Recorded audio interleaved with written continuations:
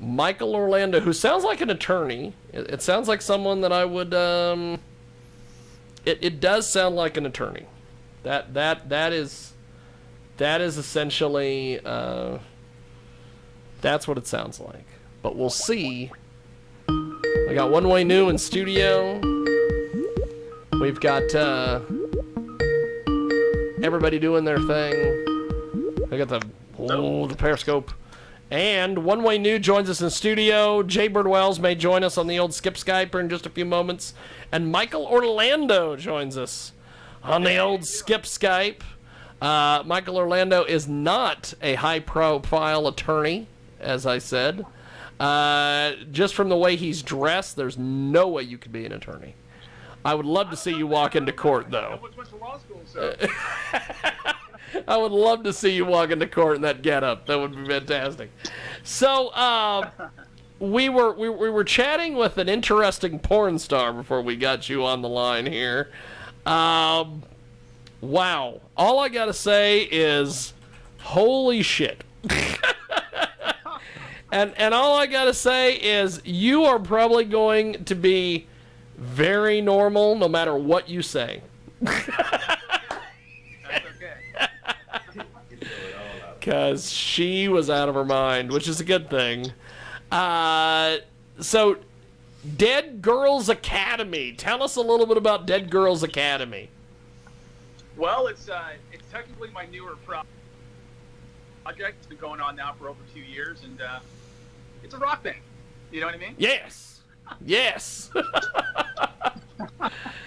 So Dead Girls Academy, how compare and contrast this with your previous project?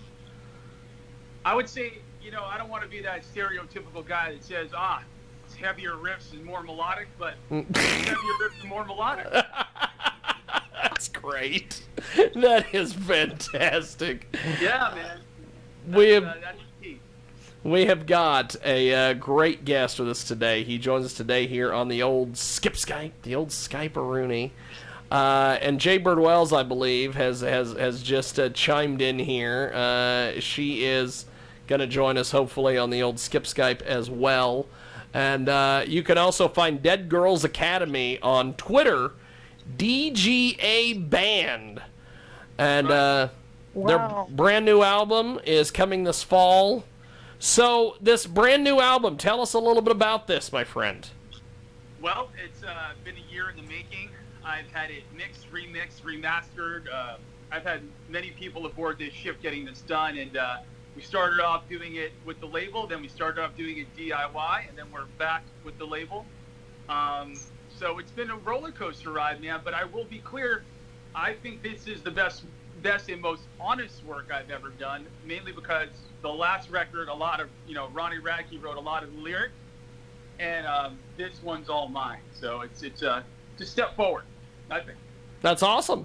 That's awesome. So tell us about the writing and the production process to bring this album to life. Well, I mean, I tend to bottle my feelings up. So, as every creative person does.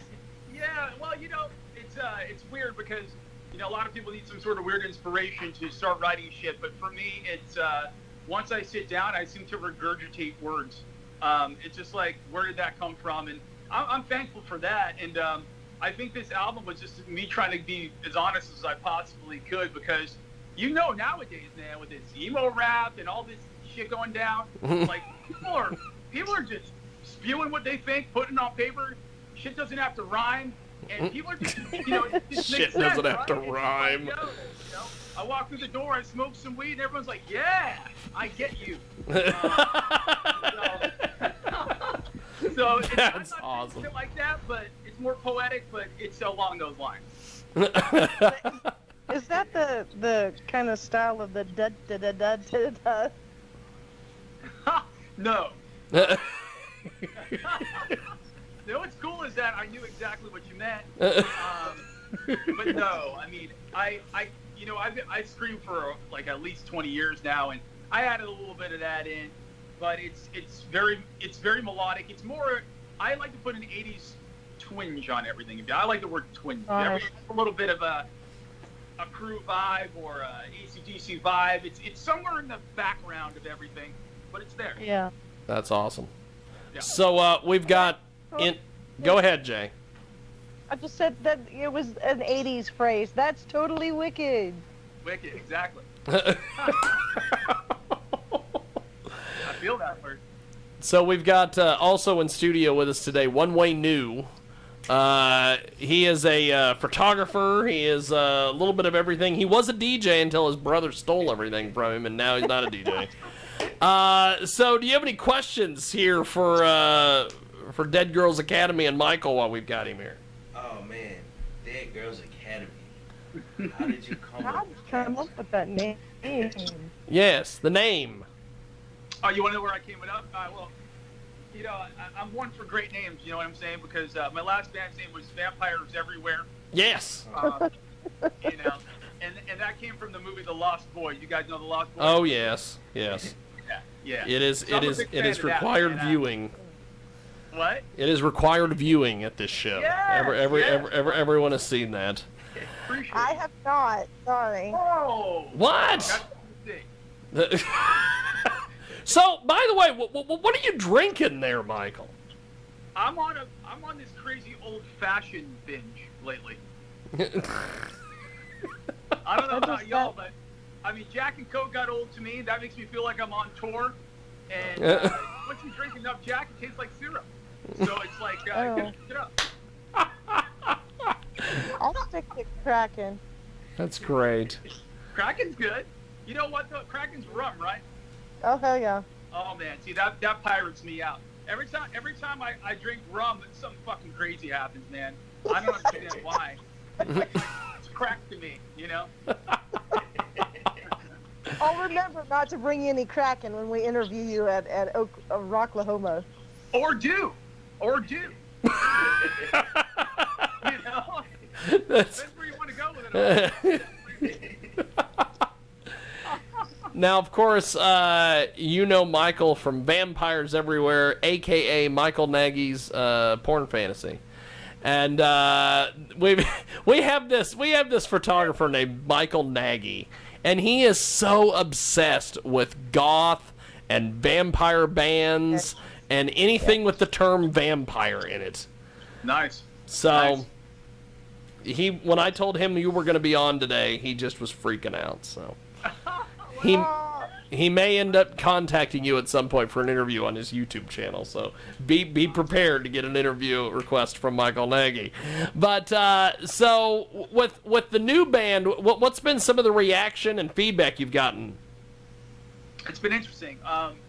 When we initially started off, I mean, our first tour was with Falling Reverse and Motionless in White. Yes. And that's when I was living with Ronnie at the time, and we had no album out, we had nothing, and we were on tour, and we were outselling the second band on the tour. So we were like, all right, people like this shit. That's good. You know. That's good. And I was very good. I was going with my image at that time, and that's kind of when everything started changing.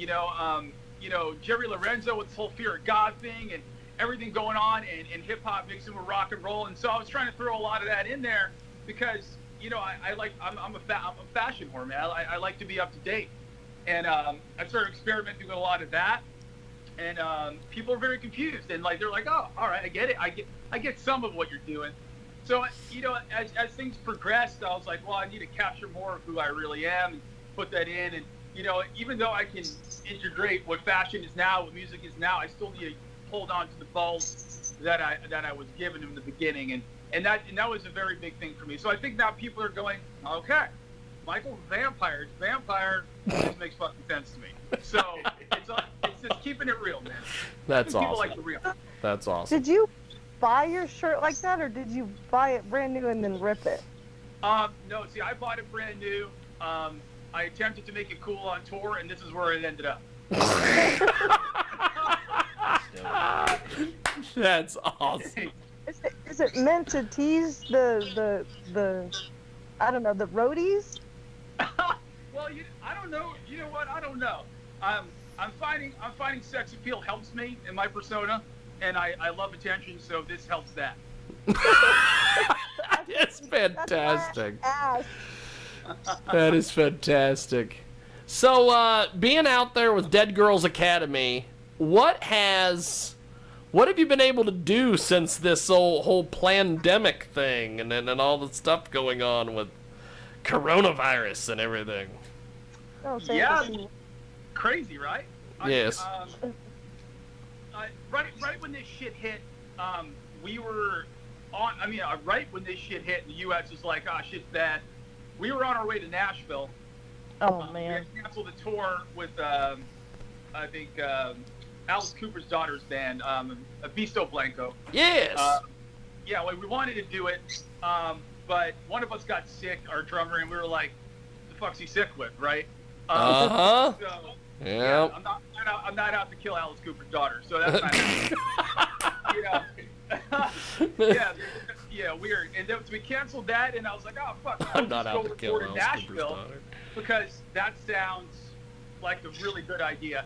Because we weren't sure how catchable this was or what this really was yet. Yes. So we're up there and doing our best, and we go to the studio. We're hanging out there, and that's when shit started hitting. Man, like, oh, you could get this, you could die, all this, and I'm so I'm reading about it, man. So I'm like, oh man. But it didn't stop us from going to every Nashville club there was. I mean, we were in every one. And it was fucking packed.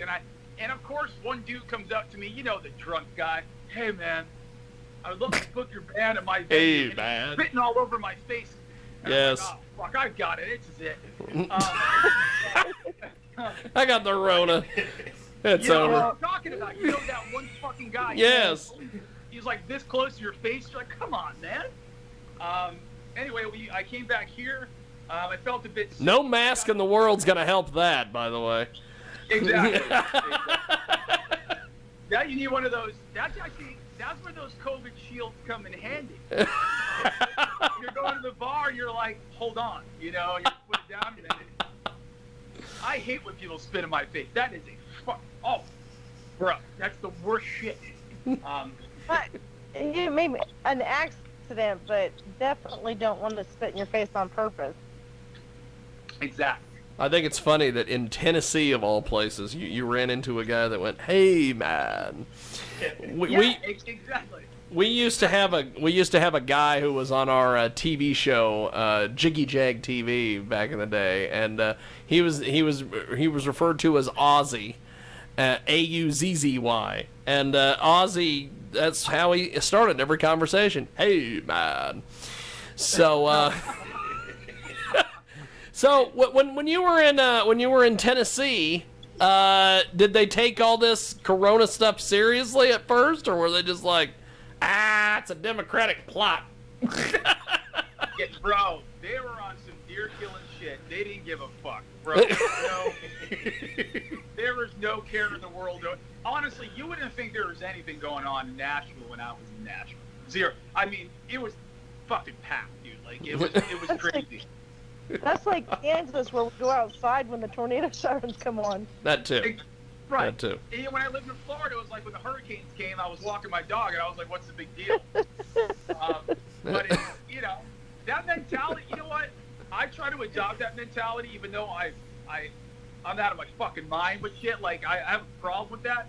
But I would love to have that laid back, I'll kill a deer, I don't give a fuck mentality. Like, yeah. I can school It was you. great there.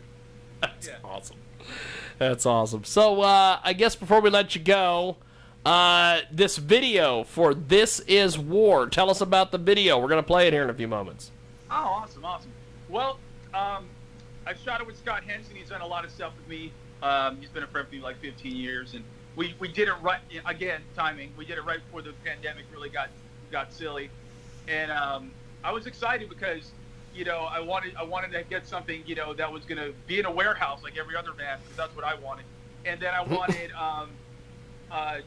two girls in it, because there's never girls in music videos, so I wanted That's that right. too. That's always it's always a rarity. It came out great. Honestly, I'm happy that was the first thing that came out. It was a solid job, and I hope you guys enjoyed it. I appreciate it. Well, it is a fantastic video. We are going to get to it here in just a few. And Michael, you have been amazing, and we definitely have to do this again. Thank you, sir. Oh, dude, anytime. And by the way, you didn't tell me what porn star was on with you. It was Dresden. Some chick named Dresden. Have you heard of her? I haven't, but I'm going to look it up. Yes, look up Dresden333 on the Twitter machine. When you get a chance. I'll just check 666 up. Thank you. She's big into satanic imagery and all sorts of things.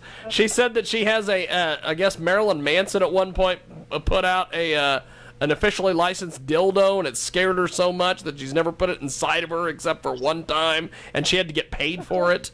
So she's quite the she's quite the individual. But she might need to be in your next music video, sir. You never know. I'm about to follow her now, bro. Well, I appreciate it. Thank you, sir. Thank you, man. Appreciate it, brother. There he goes. Michael Orlando, not the attorney. The lead singer of Dead Girls Academy. And here it is. This is War here on our world famous Cheeky Check Live Radio broadcast.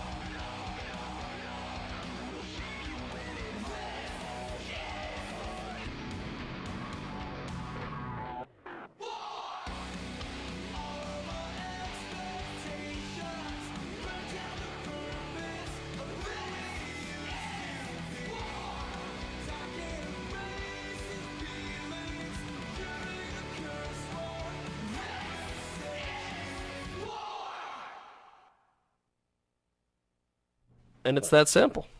Holy smokes. It is that simple, kids. Dead Girls Academy here on the big broadcast.